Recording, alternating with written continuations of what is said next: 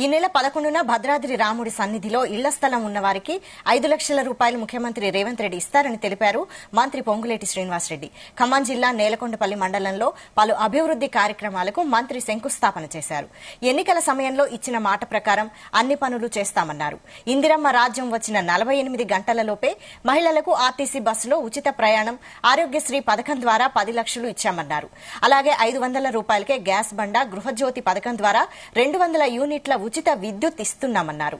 రాబోయే పార్లమెంటు ఎన్నికల్లో కాంగ్రెస్ పార్టీని అత్యధిక మెజారిటీతో గెలిపించాలని కోరారు.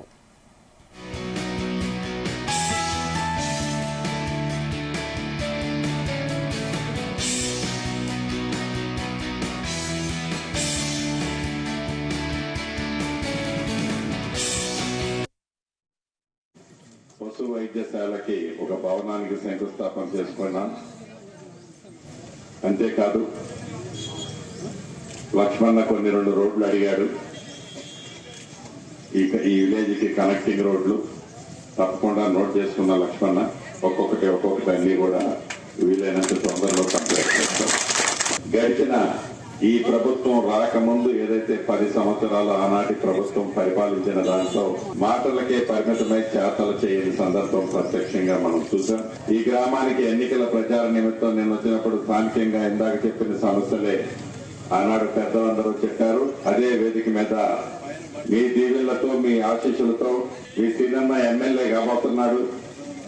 ఏమైతే ఇదే చౌరస్తాలో మైక్ పట్టుకొని నేను చెప్పాను, ఇందిరమ్మ రాజ్యం వచ్చిన తర్వాత అభయ హస్తం ద్వారా ఏవైతే 6 గ్యారెంటీలు ఇచ్చామో, రైతన్నలకు ఏదైతే 2 లక్షల రూపాయలు రుణమాఫీ చేస్తామని చెప్పామో, దాంట్లో భాగంగా ఇందిరమ్మ రాజ్యం వచ్చిన 48 గంటల లోపే 2 కార్యక్రమాలు.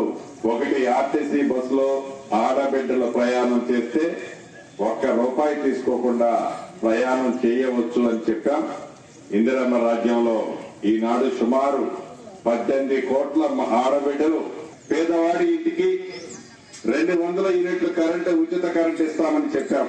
అన్న మాట ప్రకారం అర్హులైన ప్రతి పేదవాడికి 200 యూనిట్లు 1 రూపాయి ఛార్జీ ఇవ్వకుండా కరెంటు ఉచితంగా ఈనాడు ఈ ప్రభుత్వం ఇస్తుంది.